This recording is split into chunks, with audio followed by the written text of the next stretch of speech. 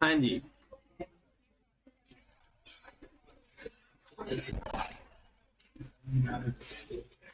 पहला सवाल, financial statement is prepared on the basis of accrual basis of, ठीक है, कैश बेसिस अकाउंटिंग होती जरूर है बट उस पे फाइनेंशियल स्टेटमेंट हम नहीं बनाते, कुछ लोग बनाते होंगे, हम नहीं बनाते, ठीक है। अकाउंटिंग में अलाउ नहीं है, टैक्स में अलाउ हो सकती है।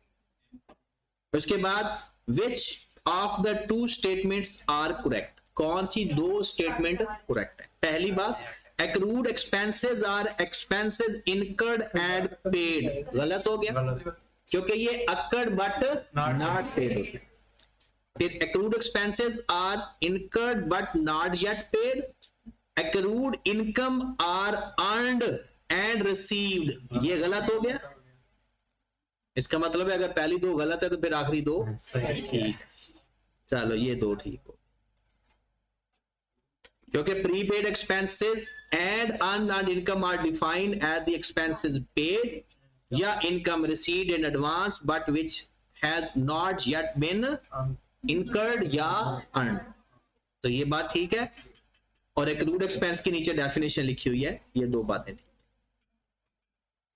तीसरा सवाल कहता है कि कौन सी स्टेटमेंट ठीक है। पहला है, accrual concept is the principle of accounting which required recording income when they received in cash, तो गलत हो गया क्योंकि accrual concept कहता है when occurred, the cash basis of accounting gives a better measurement, गलत, accrual basis of accounting better, क्योंकि हम उसको ही फॉलो करते हैं और इसलिए फॉलो करते हैं, तो both statements are not correct। चौथा सवाल आ गया भाई, under two accounting system journal entry book keeping is required और under single accounting system journal entry book keeping is required, हाँ जी, टू अकाउंटिंग सिस्टम के अंदर या सिंगल अकाउंटिंग सिस्टम के अंदर रिक्वायर्ड होती है। टू में देखिए, मैं आपको ये बुक जो एक लेजर्स लाइन लिखी हुई है, जब लेजर्स हम बनाते हैं ना तो उसमें ये देखा जाता है कि सिर्फ जवाब आ जाए हमारा, एंट्रीज पास हो रही हो, बन रही हो या ना बन रही हो, और एक होता है कि वो एंट्रीज भी फुलफिल हो रही हो, कि उसका इफेक्ट भी उस तरह से आ रहा हो, तो वो कहता है कि जो सिंगल अकाउंटिंग सिस्टम है ना उसमें book keeping accounting system required नहीं होता, बस जवाब आ जाए यही काफी है। और जो टू अकाउंटिंग सिस्टम है उसमें अकाउंट ये बुक कीपिंग मेंटेन करना रिक्वायर्ड होता है। ये बुक के अंदर एक लाइन लिखी हुई है, तो हाँ जी, under to accounting system journal entry book keeping is required, option क्या बनी, दोनों में रिक्वायर्ड नहीं होती। मैं ना जब ये शुरू करेंगे ना मैं आपको ये दिखा भी दूंगा वो बुक से ना लाइन, नेक्स्ट लेक्चर के अंदर ना जब डेप्रिसिएशन पढ़ेंगे, जब बुक ओपन करेंगे तो मैं दिखा भी दूंगा। With journal entry is required, अच्छा अब ना क्योंकि ये टेस्ट पिछला पढ़ा हुआ था तो मैंने आपको दे दिया, अब टेस्ट के अंदर ना आपकी एक और एंट्री भी ऐड हो गई है, actual received are paid next year के अंदर। एक पहले होती थी at the start of the next year entry पूछी जाती थी बस, अब वो एक एंट्री पूछी जाती है कि अगले साल जब एक्चुअल में पे या रिसीव होगा तो क्या एंट्री होगी। तो अब मैं दूसरी एंट्री साथ बताता जाऊंगा आपको, जैसे यहां पर लिखा हुआ है which journal entry is required of unearned income at the start of the next year. अब ये एंट्री वैसे आई कैप ने ऑलमोस्ट खत्म कर दी start of the next year वाली, बट अभी क्योंकि ट्रांसफर एंट्री तो है हम दोनों एंट्रीज पास कर देते हैं। देखें अनअर्न्ड इनकम की कैरीड ऑन की क्या एंट्री पास होती है पिछले साल, ये तो कह रहा है ना eight the start of the next year, उसको अगले साल उल्टा करना होता है ना, तो पहले हम at the end of that year pass कर लेते हैं। Unearned income, income accrued but not, income accrued हो गई है तो इनकम में आएगा और इनकम रिसीवेबल भी बन जाएगा, तो एंट्री क्या पास हो जाएगी, एंट्री क्या पास हो जाएगी, इनकम में प्लस होगा तो इनकम क्रेडिट होगी। सर ये एडवांस है, एडवांस है तो लायबिलिटी बनेगी, इनकम में से माइनस और अनअर्न्ड इनकम लायबिलिटी बन जाएगी। अनअर्न्ड, अब सुनिएगा, आपको जो सवाल बन सकता है, अगर उसने सवाल चेंज किए तो आपका सवाल भी मैं बता देता हूं। ये थी, इसे बोलते हैं adjusting entry at the end of the current year, और at the start of the next year entry बन जानी थी ये unearned income debit, unearned income debit और रिलेटेड इनकम डन। ये एंट्री भी मैंने आपको सिखाई थी। अब आपको एक और एंट्री भी आ सकती है, अगले साल, एंट्री पहले सुन ले, अगले साल, ये अनअर्न्ड है ना, अगले साल जब एक्चुअल में अर्न होगी तो क्या एंट्री बनेगी, एक्चुअल में अर्न होगी तो क्या बनेगी, यही एंट्री बनेगी। वो सवाल ये पूछेगा, अभी वो सवाल क्या पूछेगा, eight the start of the next year, और अगले साल दूसरी एंट्री क्या पूछा, तो बताओ जब अगले साल जब एक्चुअल में अर्न होगी तो क्या एंट्री पास होगी। जब अर्न होगी तो इनकम क्रेडिट, और जो लायबिलिटी हमने लिखी हुई थी वो खत्म हो जाएगी। ठीक होगी बात। तो अंग्रेजी की स्टेटमेंट वो चेंज कर सकता है। At the start of the next year की जगह आप लिख लो, क्या लिख सकता है वो, next year when actual incurred या अकर्ड, एंट्री सेम होगी। Next year when actual occurred, entry same होगी। ठीक होगी बात। अगले सवाल पे चलते हैं। सिर्फ अगले साल की एंट्री में फर्क है, बाकी किसी में फर्क नहीं है। विच एडजस्टिंग एंट्री इज रिक्वायर्ड, किसकी, प्रीपेड एक्सपेंस की, eight the end of the, और प्रीपेड की क्या एंट्री होती है, एक्सपेंस में से माइनस करंट एसेट। जो प्रीपेड है वो एक्सपेंस नहीं होता, तो एंट्री क्या पास होगी, प्रीपेड एक्सपेंस डेबिट एक्सपेंस। ठीक होगी बात। क्या एंट्री बन गई, prepaid expense debit expense credit, और ऊपर वाले की क्या आंसर बन रहा था, बीटा। अब आ जाओ वो प्रॉफिट वाला बात आ गई। अच्छा ये सवाल ना अच्छी तरह सीख लो, क्योंकि इसके दो जवाब होते हैं। ठीक है, एक होता है सही करोगे तो क्या जवाब होगा, और एक गलत किया हुआ है तो क्या जवाब होगा। अब सुने, which effect of the profit for the year while ignoring adjusting of accrued expense. आपने एक्रूड एक्सपेंस नहीं लिखा, इसका मतलब है आपने एक्सपेंस लिखना था, नहीं लिखा। एक्रूड एक्सपेंस एक्सपेंस में ऐड करते होते, इसका मतलब है आपने एक्सपेंस में ऐड नहीं किया। इसका मतलब है एक्सपेंस आपने कम किए हुए या ज्यादा, कम किए, कम किए हुए, तो प्रॉफिट क्या हो चुका है, ज्यादा। ठीक है, तो अगर ठीक करोगे तो प्रॉफिट को डिक्रीज कर दोगे। अभी आपका प्रॉफिट हुआ है over state, profit will B over state.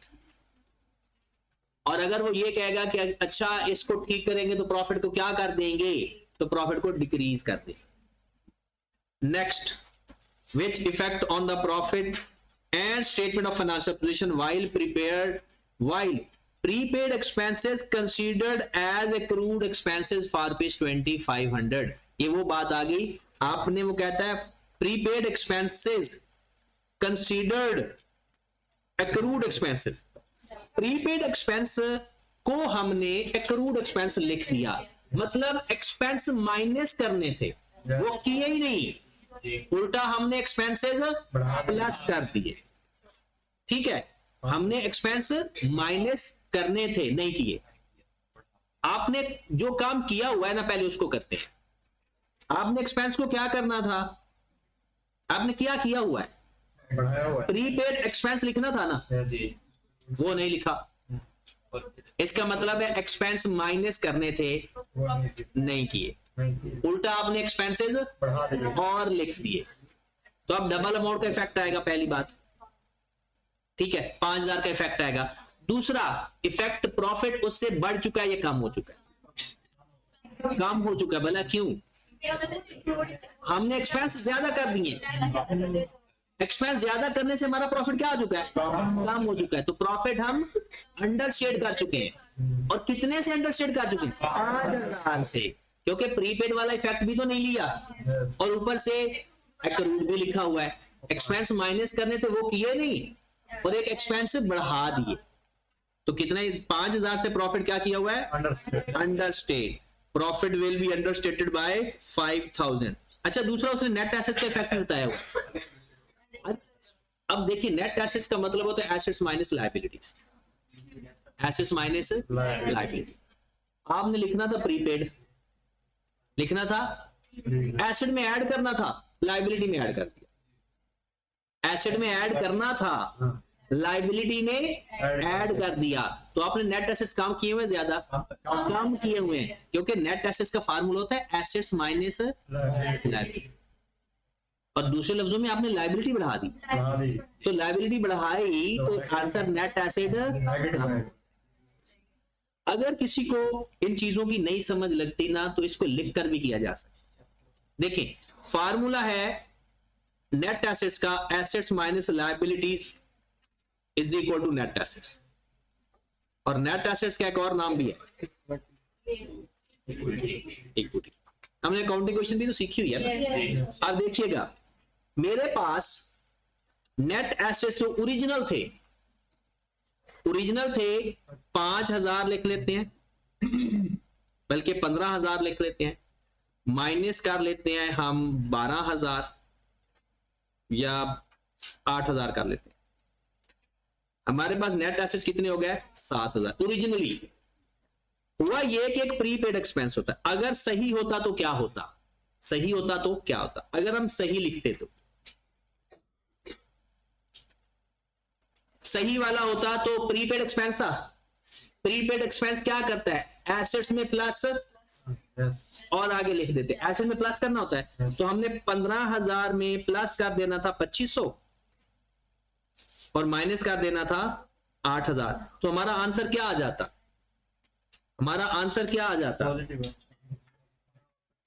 9,500। ये हमारा आंसर आना था अगर हम सही करते तो, प्रीपेड को प्रीपेड लिखते तो। डन। अब अगर आपने प्रीपेड नहीं लिखा तो क्या मसला बन गया, अब उस मसले की तरफ आए। हमने क्या किया, 15,000 हमने उसको लिख दिया एक्रूड एक्सपेंस, हमने लायबिलिटी बना दिया। लायबिलिटी पहले थी 8,000, अब कितनी होगी 10,000। ये हमने गलत कर दिया हुआ है। अब बताएं, 15,000 में से 10,500 माइनस करो तो आंसर क्या बने, 4500। तो बताओ, होना चाहिए था 9,500 और आपकी हरकत की वजह से क्या हो गया 4500। कितने का फर्क पड़ गया, 5,000 का। तो नेट एसेट्स आपने इस वजह से 5,000 से कम कर दी। और बिल्कुल ऐसे प्रॉफिट की वजह से भी मसला आ सकता था। तो जो चीज कभी कभी ऐसा होता है कि कभी डबल इफेक्ट आता है, कभी सिंगल इफेक्ट आता है। तो ये भी ख्याल रखें कि डबल इफेक्ट तब आता है जब आपने किसी को कम करना हो ज्यादा लिख दो, या ज्यादा करना था कम कर दो, तो फिर डबल इफेक्ट आता है। नेक्स्ट, तो हमारा प्रॉफिट भी कम, तो आंसर सी अब बन रहा है। Which effect on the profit and net assets while ignoring the unearned income। अब ये देखें, उसने सिंपल कहा है कि अनअर्न्ड इनकम को इग्नोर किया, उसने ये नहीं कहा कि इसको कोई और लिख दिया है। इसका मतलब है सिंगल इफेक्ट आएगा। अनअर्न्ड इनकम आपने इग्नोर कर दी। बताओ अनअर्न्ड इनकम होती क्या है, लायबिलिटी। इनकम में प्लस या माइनस, माइनस। इनकम कम करना होता है और अपनी लायबिलिटी बढ़ानी होती है, और आपने ऐसा कुछ नहीं किया, तो लायबिलिटी नहीं बढ़ाई।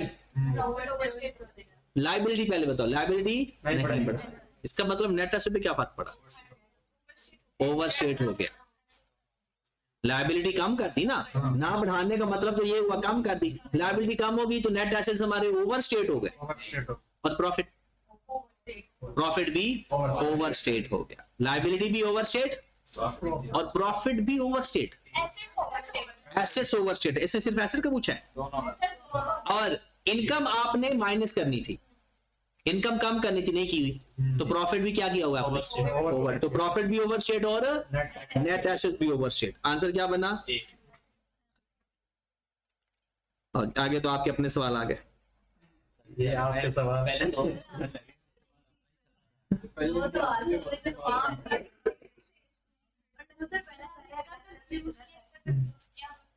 कान फ्यूज हो गया। अच्छा ये तो एक तो यहाँ पर मेरे ख्याल में ये 2023 आना था, 2013। अच्छा चलो देखते हैं कि ऐसा क्यों हुआ। A company has sublet part of its office and in the year ended 30th November 2023 the rent receivable was receivable मतलब लेना है कितना, जून 2023 तक 8400 पर ईयर, और फ्रॉम 1 जुलाई से onward 12000 per year. Rent was paid quarterly in advance, 1st January, 1st April, 1st July and October each year. What will be the journal entry passed on the 1st December 23 mean at the start of the next year? At the start of the next year. Simple सी बात है, हमने पहले अपनी adjusting entry बना लेंगे। Adjusting entry किसकी बनती है? हमेशा कैरीड ऑन की। एडजस्टिंग एंट्री किसकी बनती है? हमेशा कैरीड ऑन की। एडजस्टिंग एंट्री बना लेंगे और उसको अगले साल रिवर्स कर देंगे, और अब आपकी एंट्री एक्चुअल पेड या रिसीव वाली भी अमाउंट आ सकती है। तो करना क्या था, हमारा ईयर एंड क्या है? 30 नवंबर। चलिए जी, ये है हमारा साल। ठीक हो गया, ये हमारा साल है। अब यहां पर ये शुरू कब से होगा? 1 2 22 और एंड कब हो रहा है? 30th नवंबर 23। अब कुछ भी पूछे परेशानी की बजाय फोकस करते, अपने क्वार्टर लिख लो इसके अंदर। 1 जनवरी, 1 अप्रैल, बस आप बताते जो पहला हुआ 1 जनवरी, दूसरा 1 अप्रैल,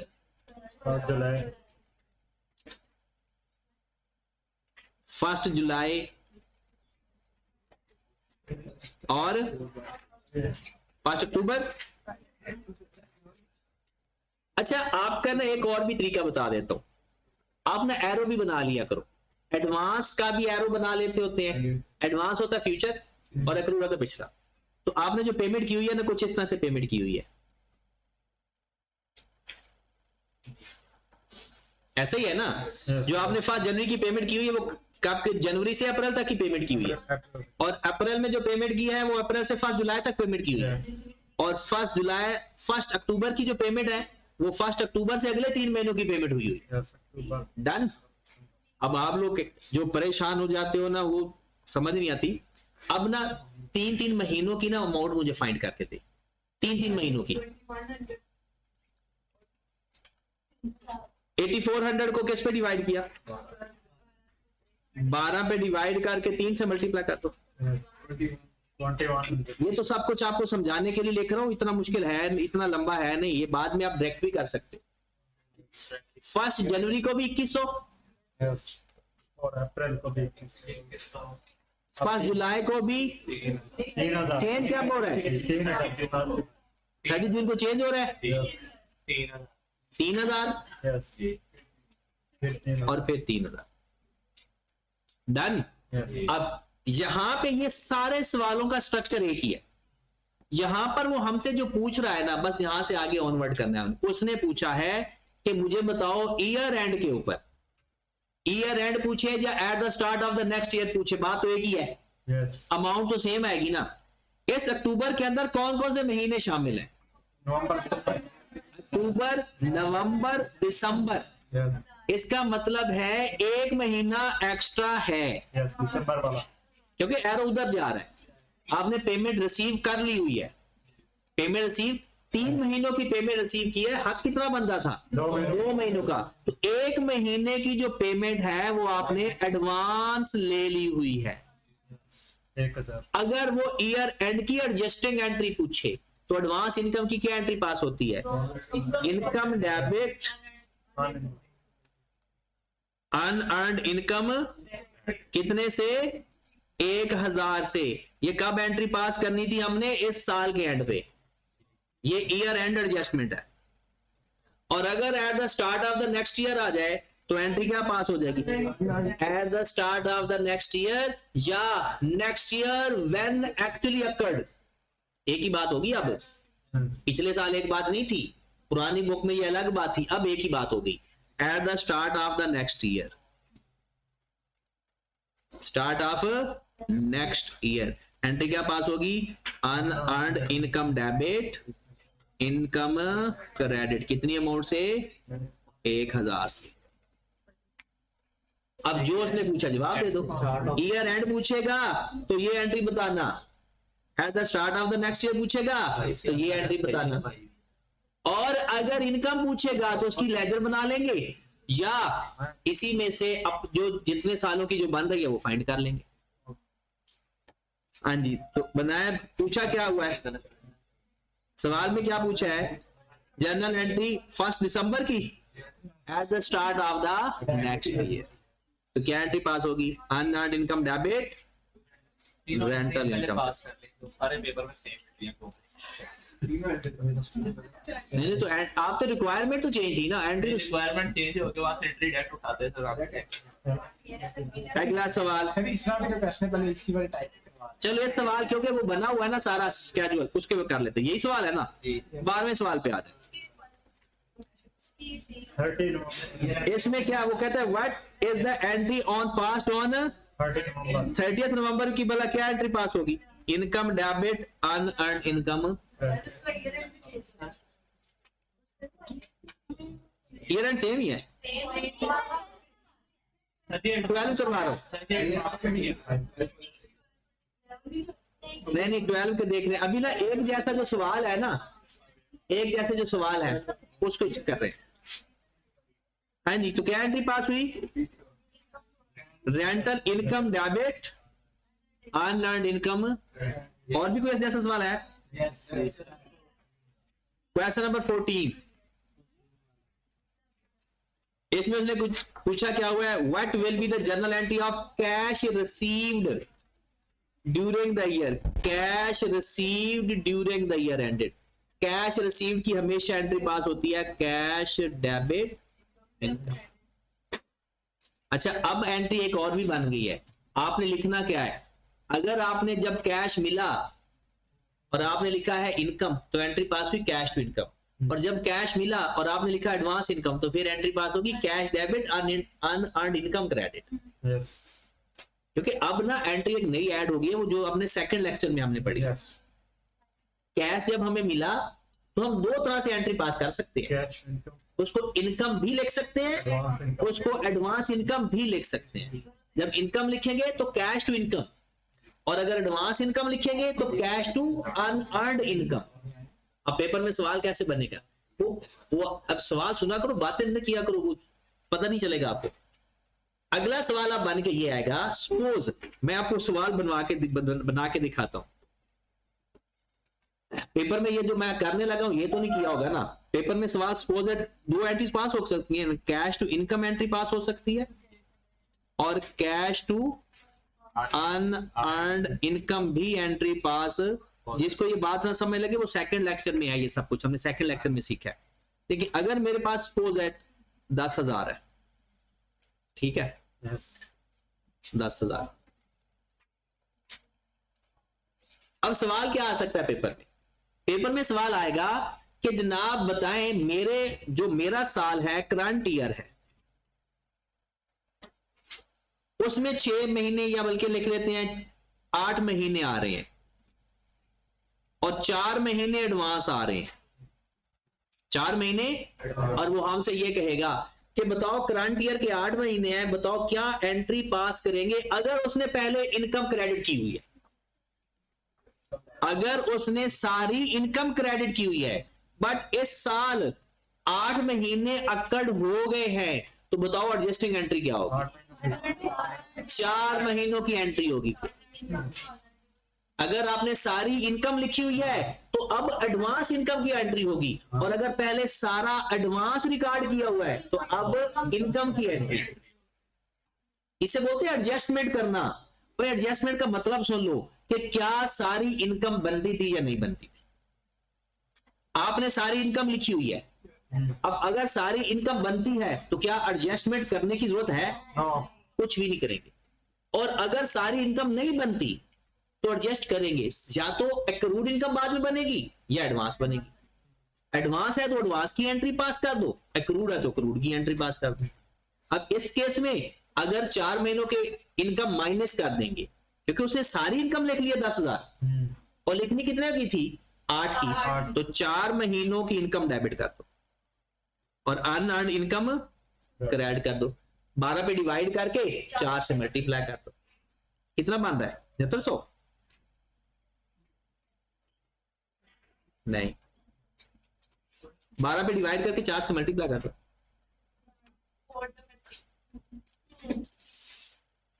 अच्छा, टेट्रा 3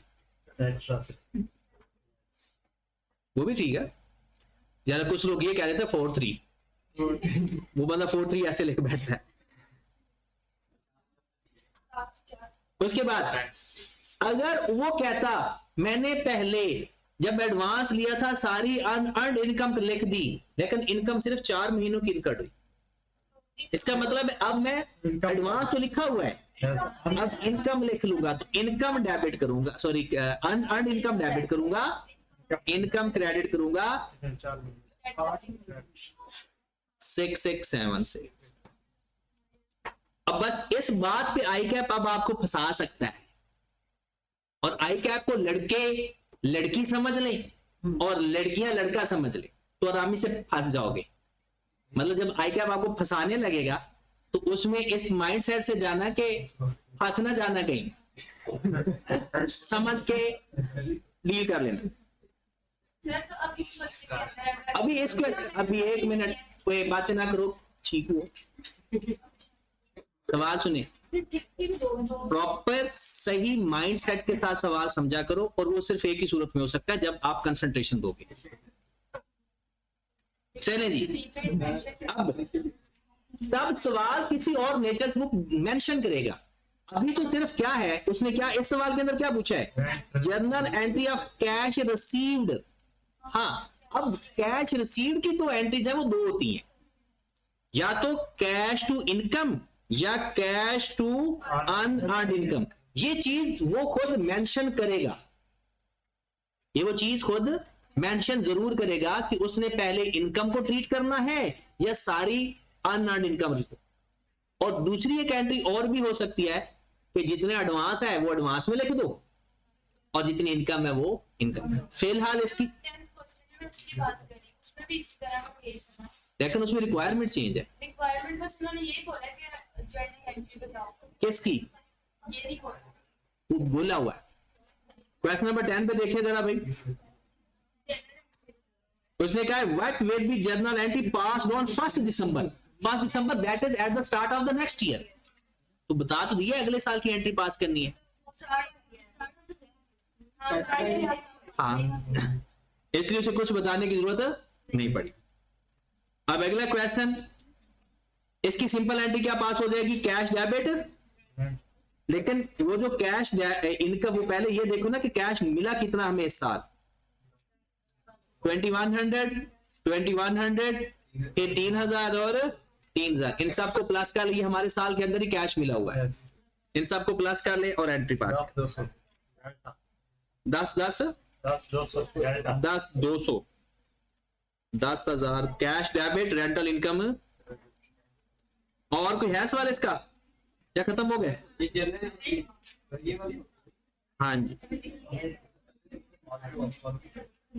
वहां खत्म हो गया ये।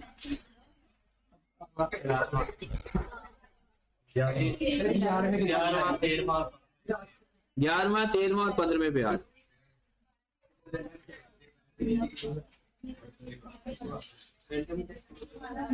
अच्छा आप देखिए, अ कंपनी पे rent, quarterly and arrears. 1st January, 1st April, 1st October.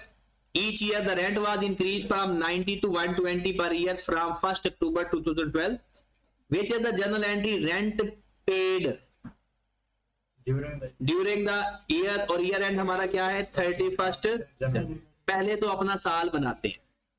First आप Feb, अपना साल जैसे मर्जी बना लो, चाहे लाइन एक लगा लो Jan, या अपना एक बॉक्स बनाने का ये होता है कि वो क्वार्टर अलग अलग नजर आते हैं. 1, 2, 3 और 4. साल का स्टार्ट क्या है? First Feb, 1st Feb 2000. वो नहीं बताया total साल नहीं बताया हुआ. no 2013 आखिर में सीखा होगा हाँ. 2000 12 तो फिर 12 होगा. yes 31st जनवरी 2030.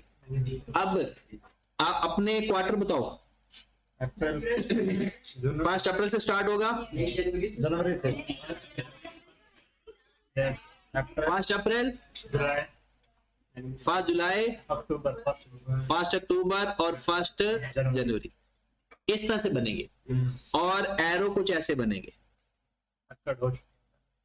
ये जो एरो होता है ना, ये पेमेंट का होता है.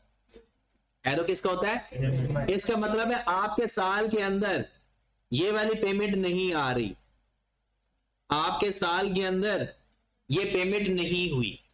वजह क्योंकि इधर एरो आया ही नहीं. इसका मतलब है पेमेंट जो होती है आखिरी साल की ना अक्रूड है, अनपेड है. कितने की अनपेड है? 1 महीने की. 1st जनवरी से लेकर 31st जनवरी तक अनपेड है. इसमें ना ये कोई बहुत बड़ा टास्क नहीं है, ये सिर्फ 2-4 बातें हैं जिस पर दिमाग को फिक्स करना है आप लोगों ने. फिर ये टॉपिक आपको बहुत आसान लगेगा. है ही 2-4 चीजें. अगर थोड़ा सा फोकस कर लेना अभी घर जाके किसी भी वक्त, थोड़ा सा फोकस रिक्वायर्ड होगा. हर चीज में 4-4 चीजें हैं, टोटल बन जाएंगी 8 चीजें. हर चीज 8 की 8 को फोकस करो कि हाँ ये क्या कहना चाह रही है. बार बार वही होनी है, कोई नई चीज इसके अंदर है ही नहीं. अब पेमेंट कितनी हो रही है जी? 90,000 पहले थी. 90,000 का 3 महीनों का फाइंड कर लो, 4 पे डिवाइड करके. इसको 4 पे डिवाइड कर दो या 12 पे डिवाइड करके 3 से मल्टीप्लाई कर लो. 22,500. अब ये देखिए ये भी 22,500 है. यहां पर जो पेमेंट की 22,500 और अक्टूबर में चेंज हुई तो यहां पर पेमेंट कितनी होगी? 22,500. अब देखिए एक कॉन्सेप्ट हमने ओके कर लिया कि जब अक्रूड होगा तो चेंज वाले दिन पुराना आएगा yes और एडवांस होगा तो चेंज वाले दिन नया आएगा. ये बात पक्की होगी. yes अब उसके बाद तीसरा yes डन. yes अब सारे सवालों के जवाब अभी हम लिखने लगे. ये जो आखिरी 1 महीना है ये अनपेड है, एक्रूड है, क्योंकि पेमेंट जो 1st जनवरी को हुई है ना उसका एरो पीछे जा रहा है, मतलब पिछली पेमेंट हुई है तो ये एक्रूड है. कितने महीनों का एक्रूड है? 10,000 है 3 महीनों का, तो 1 महीने का हो गया एक्रूड. yes 31 जनवरी 2013 को एक एंट्री पास होनी है. ये इनकम है या एक्सपेंस है? income expense पे कर रहे हो या रिसीव कर? पे कर. एक्सपेंस है तो एक्रूड एक्सपेंस की एंट्री पास होगी. Rent expense debit accrued rent credit और accrued rent credit 10,000 rent credit 10,000 से. अब जरा आंखें कान सब कुछ ओके होना चाहिए. yes eight the start of the next year या नेक्स्ट ईयर. अब सुनिएगा, दो पेमेंट कर रहे हैं. 11वां सवाल है, pay कर पे करेंगे तो एक्सपेंस होगा ना, इनकम हो तो रिसीव होता है. अब सुनिए, नेक्स्ट ईयर के अंदर या तो अगर ट्रांसफर एंट्री पूछता है तो ट्रांसफर एंट्री तो क्या होगी? Accrued rent debit rent expense rent expense. credit पहले यही एंट्री होती थी. नई बुक के अंदर एक और एंट्री ऐड हो गई है, वो जरा गौर सुने. वो कहता है नेक्स्ट ईयर की एंट्री बताएं.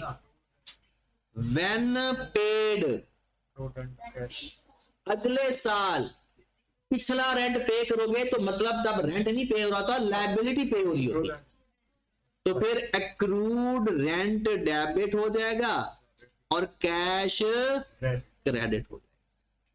अब ये वाली जो मैंने सर्कल में किया है, ये अब नई बुक के अंदर एंट्री उसने इंट्रोड्यूस करवा दी। अगर वो पूछे, अब पूछेगा ये वाली एंट्री, पहले पूछता था ये वाली एंट्री।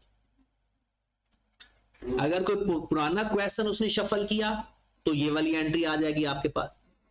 अब सवाल में सारी एंट्री इसी में पूरी करने लगे हैं। पहली एंट्री, वो सवाल में एक और एंट्री भी पूछ सकता है, रेंट टोटल कितना पे किया इस साल? 97,000। तो रेंट पेमेंट की एंट्री सुन ले, रेंट डेबिट कैश क्रेडिट 97,500 97500। अगर वो ईयर एंड की एडजस्टिंग एंट्री पूछे तो वो ये वाली है, rent expense debit accrued rent credit. ये हमेशा एक एंट्री है और एक ही तरह की है। फिर उसके बाद eight the start of the next year transfer entry पूछेगा तो उसकी उल्टी कर देंगे, और पेमेंट की एंट्री पूछेगा तो जितनी लायबिलिटी पड़ी हुई है वो खत्म हो जाएगी, डेबिट हो जाएगी, और कैश। और वैसे भी वो कहेगा एक्रूड रेंट अगले साल पे करोगे। भाई एक्रूड रेंट मतलब लायबिलिटी पे कर रहे हो ना, तो लायबिलिटी पेमेंट, लायबिलिटी कम हो रही है, डेबिट कैश क्रेडिट। ठीक होगी बात? आगे चलिए, ये 11वां क्वेश्चन, 13वां भी यही है। इसमें क्या पूछा है? वो कहता है what is the rent arrears passed on 1 Feb 2013 and year and is 31 जनवरी, मतलब eight the start of the next year. क्या एंट्री बनी उसकी? Accrued rent debit rent expense credit. फिर 15वीं एंट्री ये बनती है, 15वें के अंदर पूछता है व्हाट इज 31 जनवरी की एंट्री पूछ रहा है, तो 31 जनवरी की एंट्री क्या होगी? Adjusting rent expense to accrued rent, बीटा rent expense debit accrued rent, लेकिन 10,000 से होगी, 10,000 से चार्ली हो। हाँ जी, अब बच कौन सा गया? 10वां, 11वां, 12वां हो गया, 13वां भी हो गया, 14 हो गया, 15 हो गया, 16वें पे आ जाओ।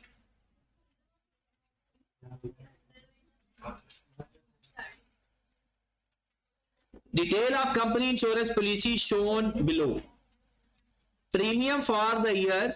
ये एक अच्छा सवाल है, सुन ले गौर से, नहीं ज्यादा अच्छा चलेंगे। इंश्योरेंस पॉलिसी वर शोन, कहता है premium for the year ended 31 March paid in April 2015 10,800। देखिए ये है हमारा साल,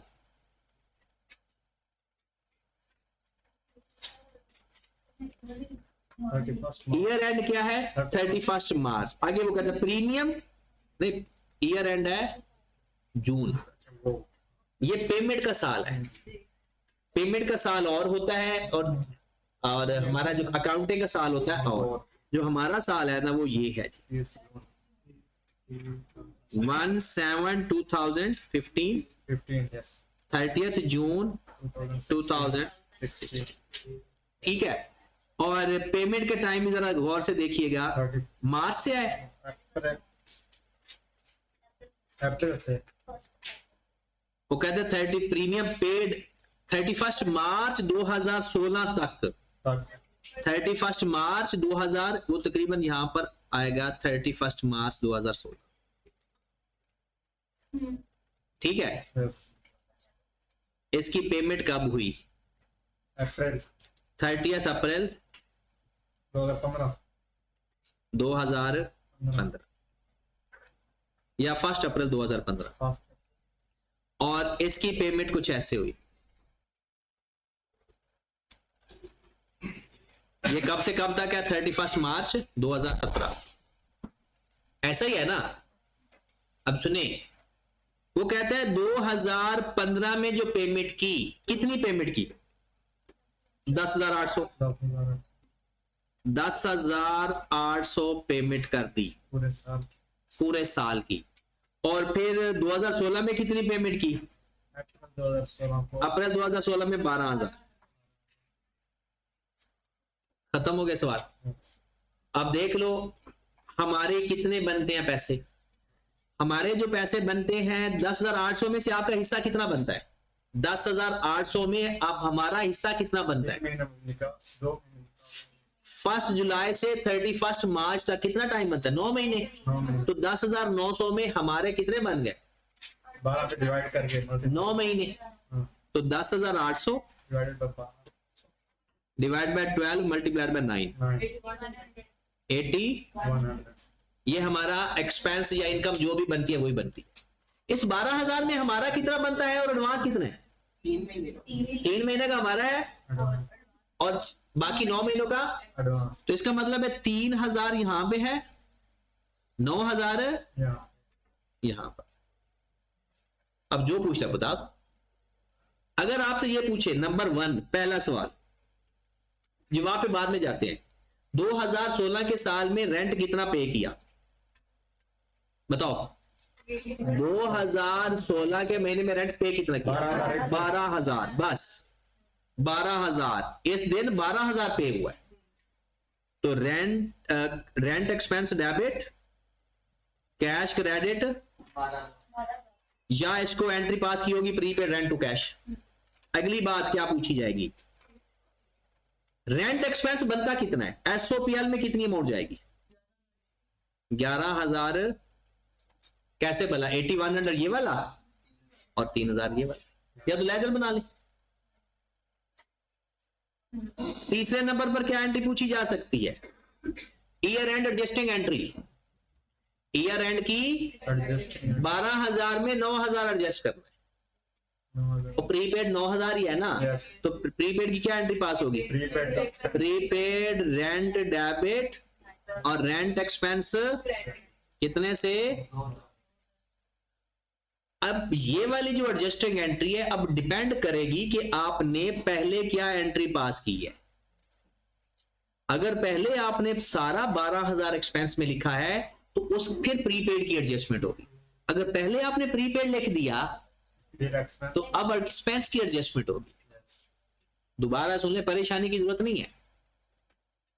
आपने 12,000, अब पहले तो एंट्री एक होती थी, अब 12,000 को या तो आपने एंट्री पास की होगी रेंट टू कैश, या एंट्री पास की होगी प्रीपेड रेंट टू कैश। ठीक है, 12,000 की ईयर एंड के ऊपर एडजस्टमेंट करनी है। 3 महीने आपके हैं, 9 महीने एडवांस है। बताओ पहले आपने जो एंट्री पास की हुई है ना वो ये है।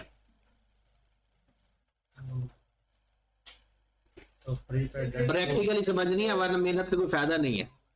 आपने रेंट लिखा हुआ है 12,000, क्या सारा रेंट बनता है 12,000? 3 महीने कितना बनता है?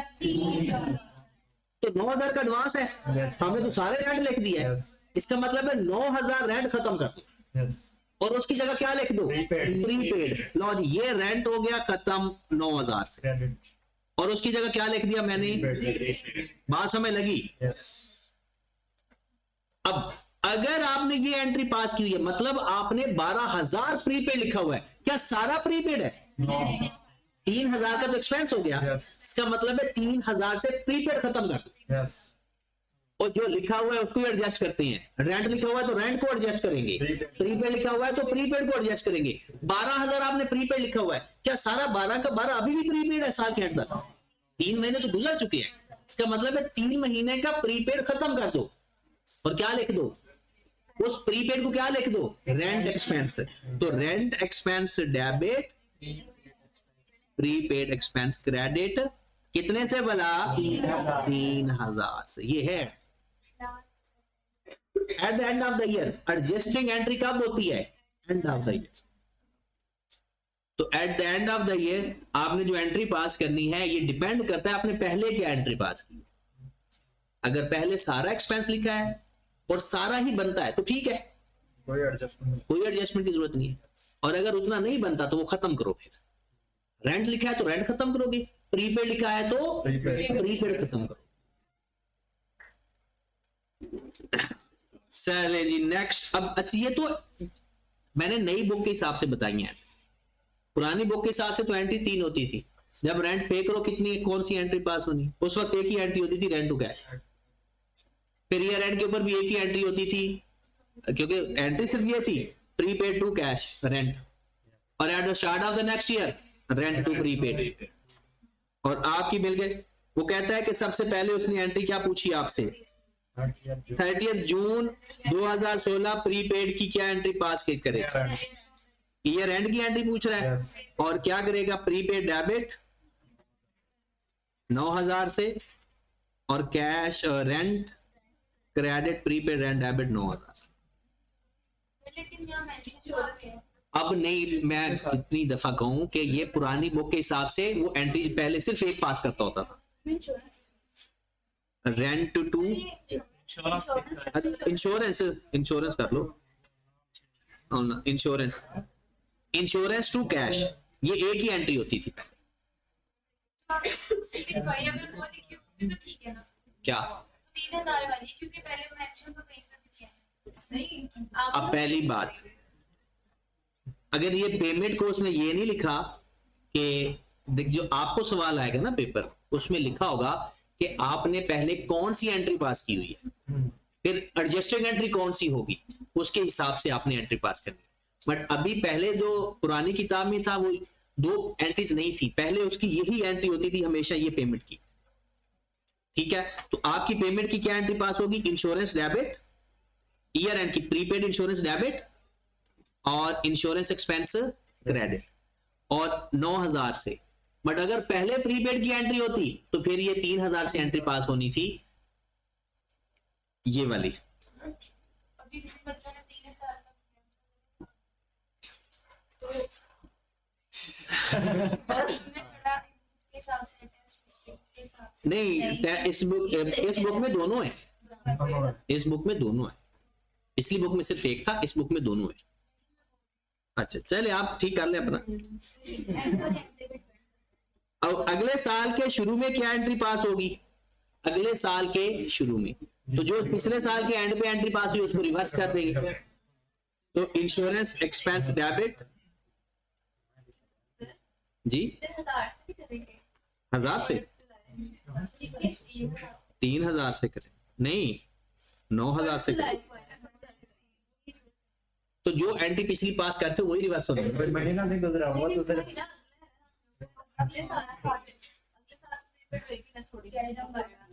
अगले साल की जो एंट्री होती है ना, अगले साल के सुन तो लें, साल सेम हो या अगला साल शुरू हो गया, क्योंकि ईयर एंड आपका 30 जून है, अगले साल का शुरू आपका स्टार्ट हो गया, तो अगला साल आपके पिछले साल की एडजस्टिंग एंट्री को रिवर्स करता है, ट्रांसफर करना होता है, सीधा सीधा ट्रांसफर करना होता है। अब इसकी बातें दो होंगी, या तो इंश्योरेंस एक्सपेंस डेबिट हो जाएगा और इंश्योरेंस प्रीपेड इंश्योरेंस क्रेडिट हो जाएगा। कितनी अमाउंट से, 9000 से ही। और ये अब वो लफ्ज एक और बोल देगा, बताओ अगले साल जब एक्चुअल में ये इंश्योरेंस होगी, पे नहीं होगी, तो क्या एंट्री होगी, तो क्या फिर भी प्रीपेड रहेगा, वो एक्सपेंस बन जाएगा और प्रीपेड आपका खत्म हो जाएगा। क्योंकि अगले साल जो पिछले साल 9000 की हमने एंट्री पास की हुई है उसको प्रीपेड मानना हुआ है, अगले साल जब वो टाइम गुजर जाएगा तो क्या वो अब वो लफ्ज बोलेगा व्हेन एक्चुअल एक्सपायर्ड या अकर्ड, अब eight the start of the next year नहीं बोलेगा। ठीक है, तो ये बेसिकली अगला साल, अगले साल उसने एंट्री पास करनी insurance expense debit prepaid insurance credit. Basically नई बुक के अंदर ये लफ्ज खत्म हो गया eight the start of the next year, ये लफ्ज खत्म हो गया। Payment of insurance during the 2016, वो क्या एंट्री पास हो जाएगी, पेमेंट की है इंश्योरेंस एक्सपेंस डेबिट और कैश क्रेडिट, या फिर prepaid insurance debit cash credit. अब ये मैच करनी चाहिए इसकी और ऊपर वाले की, ये दोनों मैच करेंगे। अगर आपने यहां पर प्रीपेड की एंट्री पास की है, फिर ऊपर वो वाली एडजस्टिंग एंट्री पास करनी है 3000 वाली, और अगर आपने नीचे एंट्री इंश्योरेंस टू कैश पास की है, फिर ये 9000 वाली एंट्री है। चलें जी जी एक मिनट, आप लोग ना पहली बात तो ये सुनो, आप लोग एफएससी कर चुके हो। नहीं वैसे मेरे पास मेरा पेपर नहीं है जिसका है उसके दो गलत है। क्या नंबर है? एक नंबर एक नंबर चल। एक अच्छा देखें, हैं? उनको 1.5 नंबर दे दें। नहीं, आई कैप एंड में जाकर राउंड ऑफ कर देता, एंड में जाके। नहीं, एंड पे आई कैप करता जरूर होगा, बट आई कैप ना इस तरह से सवाल देते हैं ना, इसे 3 तरह की, उसकी 2 ही ऑप्शन होती है, 3 नहीं होती। अच्छा क्वेश्चन नंबर 17 पे आप फजूल बातों पे टाइम इतना लगा देते, ये कोई बात ही है? Which statement is not correct? Prepaid expenses are current asset. Yes उसने कहा है नॉट करेक्ट, करेक्ट तो पूछा ही नहीं, इसका मतलब है ये गलत है। यस ये गलत है। Earned income is current asset, ये सही है। ये सही है, वैसे गलत है, वैसे गलत और हमारा आंसर भी यही है, गलत लोगों का गलत answer. Financial statements are prepared on the basis of dash accrual basis. Question number 19. If a business have received cash in advance of services performed and credit a liability account, the adjusting entry needed after the service are performed. और जब service perform होगी तब liability debit हो जाएगी, Yes. Income credit हो जाएगी। Liability to income सीटा।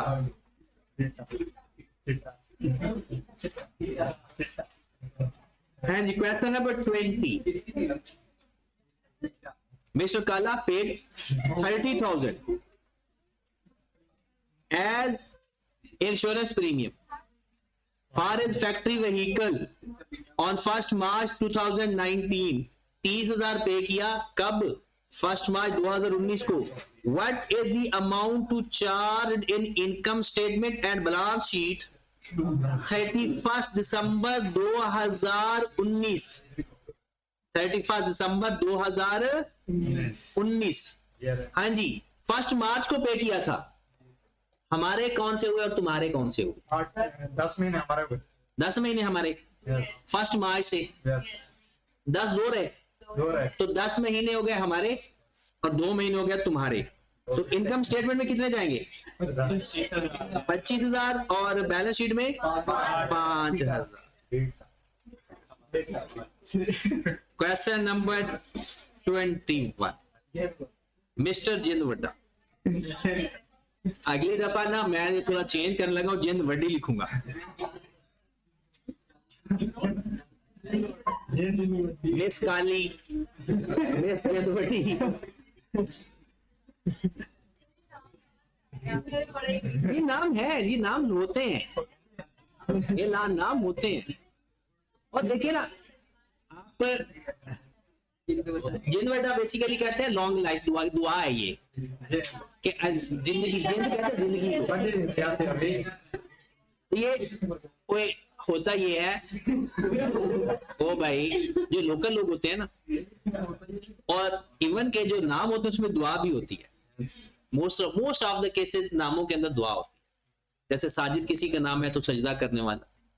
तो इसी तरह से लोग ना, इस तरह से नाम जो लोकल लोग रखते हैं कि चलो जब कोई नाम बुलाएगा तो वो दुआ देगा। तो जिन वड्डा बेसिकली एक दुआ है कि जे आपकी हयाती लंबी हो, बेसिकली ये चीकू। आज जाकर शीशे में देखना, तुझे एक चीकू नजर। अच्छा, क्वेश्चन नंबर 20। मतलब तो बता दो, मतलब तो बता दो। चले, मतलब बाद में, पहले जिन वड्डे पे हो। मिस्टर जिन वड्डा अटेंडेंट बेस एनुअल रेंट 1,20,000।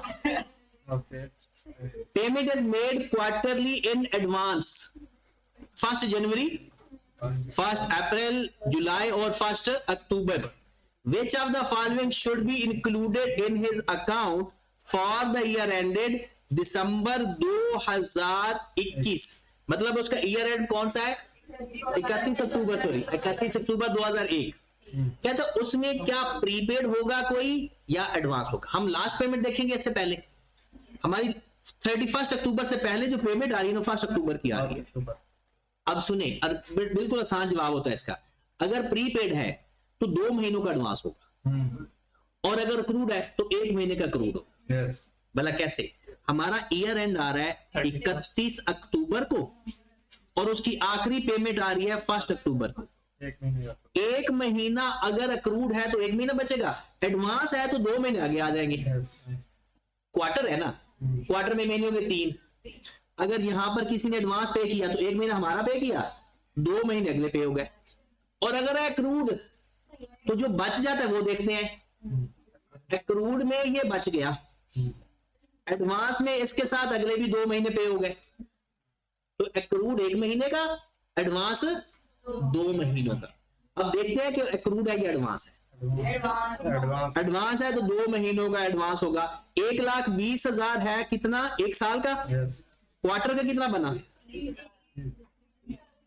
30,000। 30,000 और 30,000 में 2 महीने एडवांस है तो एडवांस कितना हुआ? 20,000। तो 20,000 का आपका सिंपल, आप लोग ये देख सकते हो, 1,20,000 को 12 पे डिवाइड कर दो तो आ गया पर मंथ। पर मंथ आ गया 10,000। अब आपने देखना है अगर अक्रूड होता तो 1 महीने का होना था, 10,000 होता।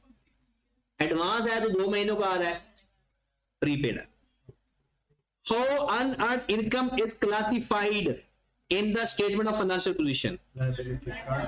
Current liability. A company had the following transaction during 2021. Sales of rupees 900,000 on account. On account का मतलब होता है उधार पे। Collected 400,000 for services to be performed 2022. Paid cash rupees 265,000 in cash. Cash with Purchased airline tickets 50,000 in December for a trip to take the place in 2021 take place. What is the company's net income using the cash basis? जो cash basis होता है ना उसमें सिर्फ cash देखते हो। आपने 2021 में जितना कैश आया इनकम, जितना कैश गया एक्सपेंस। लेकिन ये भी ख्याल रखनी है वो इनकम और एक्सपेंस होना चाहिए। ये ना हो कि कोई और नॉन करंट एसेट या नॉन करंट लायबिलिटी वाली बातें। पहले सेल्स ऑन अकाउंट है, ये तो खत्म, ये तो नहीं लिखी। Yes collected 4 lakh for services to be performed in 2022, लेकिन मिले 2021 में है, ये हमारी इनकम हो गई। सैलरी पे की 2,65,000 एक्सपेंस हो गया। Purchase airline tickets 50,000 in December for a trip to take place in 2021। अभी उसने दिसंबर बता, हमारा ईयर एंड क्या है कुछ नहीं बताया हुआ। ये बिजनेस ट्रांजैक्शन होगी, क्या हुआ? ये बिजनेस ट्रांजैक्शन होगी क्या परचेज एयरलाइन टिकट्स? ट्रिप के ऊपर। नहीं तो ट्रिप के ऊपर अगर वो बिजनेस का ट्रिप है तो फिर तो एक्सपेंस है। तो यहाँ पे मेंशन तो रिटर्न तो परचेज एयरलाइन टिकट ये अगर आपने इस साल पेमेंट किया तो एक्सपेंस लिख दो, क्योंकि अगर या तो वो कहता है ना कि अदर देन बिजनेस है तो फिर तो वो होगी नहीं। तो कितना आ गया? 50,000 परचेज किया है तो ये भी माइनस कर 85।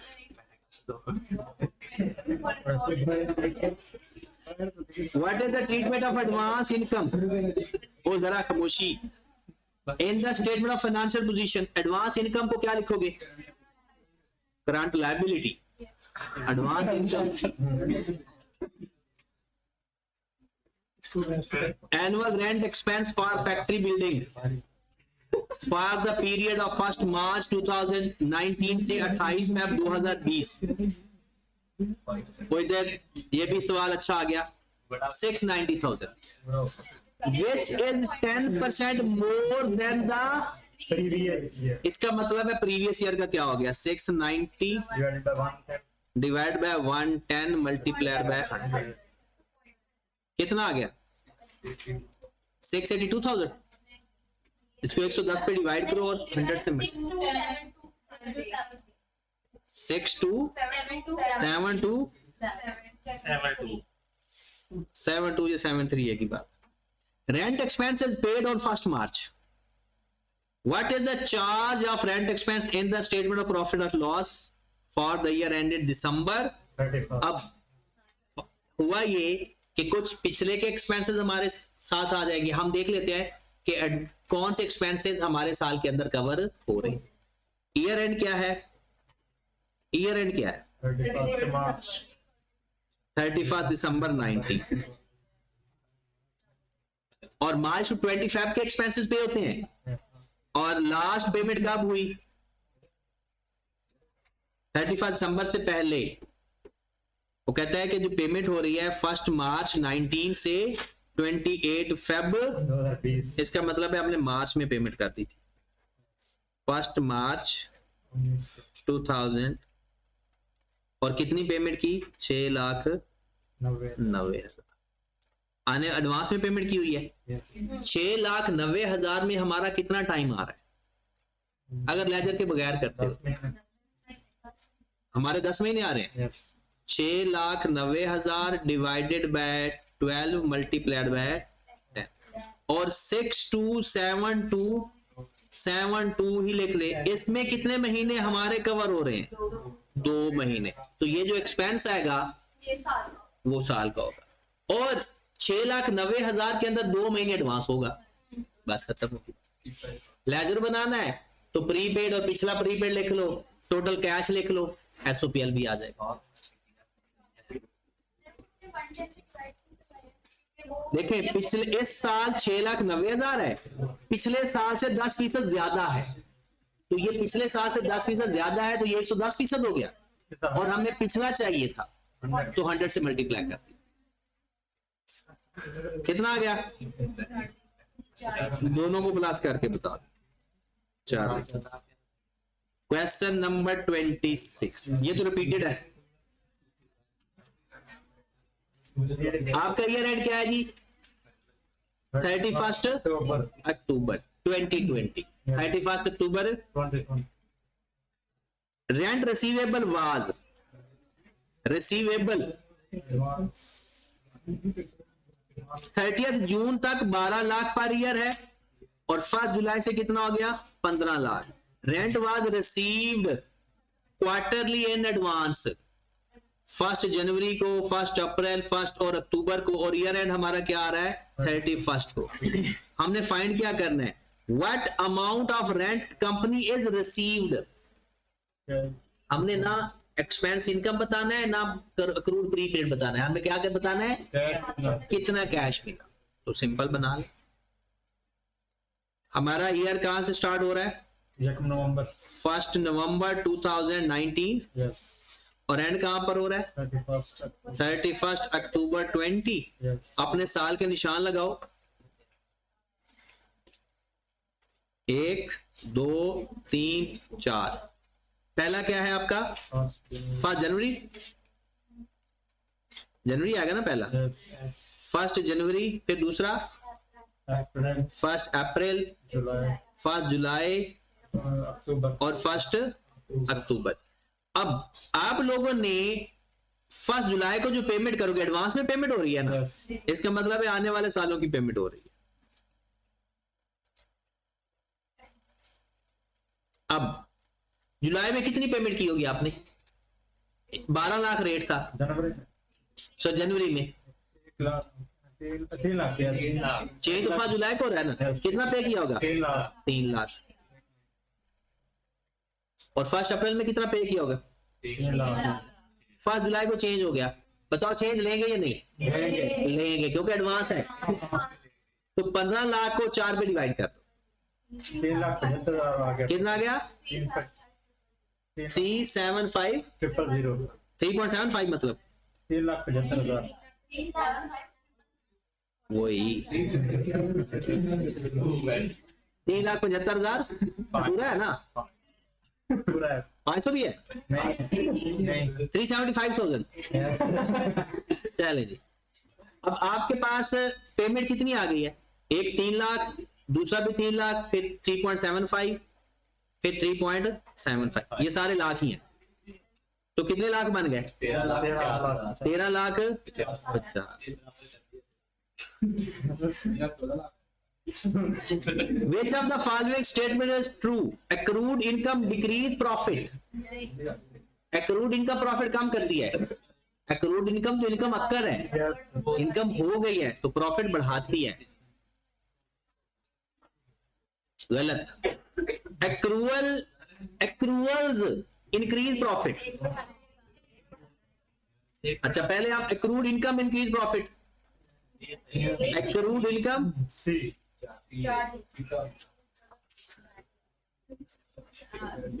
मैंने तो उसमें एक्रूअल्स लिख दिया। एक्रूअल्स में क्या हो गया, एक्रूड एक्सपेंस तो हमारे प्रॉफिट कम करते हैं। Yes. वो बैलेंस करते हैं और same amount. नहीं एक्रूअल मुझे लिखा नहीं ना कि कौन सा।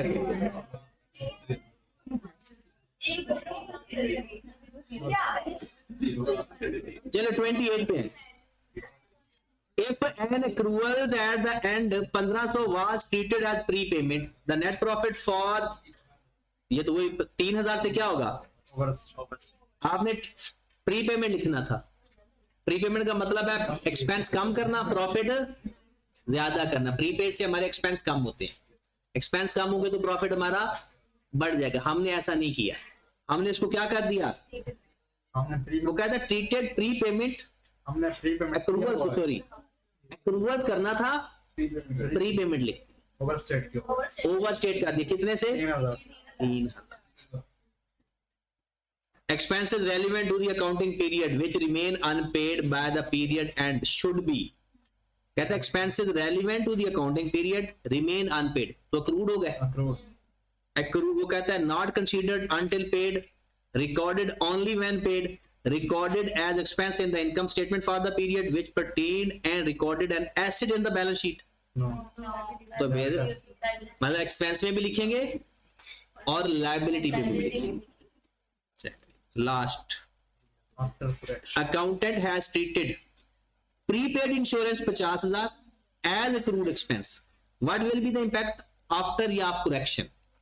पहले आप correction को छोड़िए, पहले आप सिंपल बताएं, अगर प्रीपेड इंश्योरेंस को हम accrued लिख लें तो बताओ हमारा प्रॉफिट ओवरस्टेट हो जाता है या अंडरस्टेट हो जाता है, अंडरस्टेट कम हो जाता है। तो अब हम सही करेंगे तो उसको बढ़ा देंगे, तो increased by 100,000, profit will be increased by. आप अंडरस्टेट और ओवरस्टेट का सोच लिया करें yes और बाद में उसको इंक्रीज या डिक्रीज कर दें। खत्म हो गया जी। yes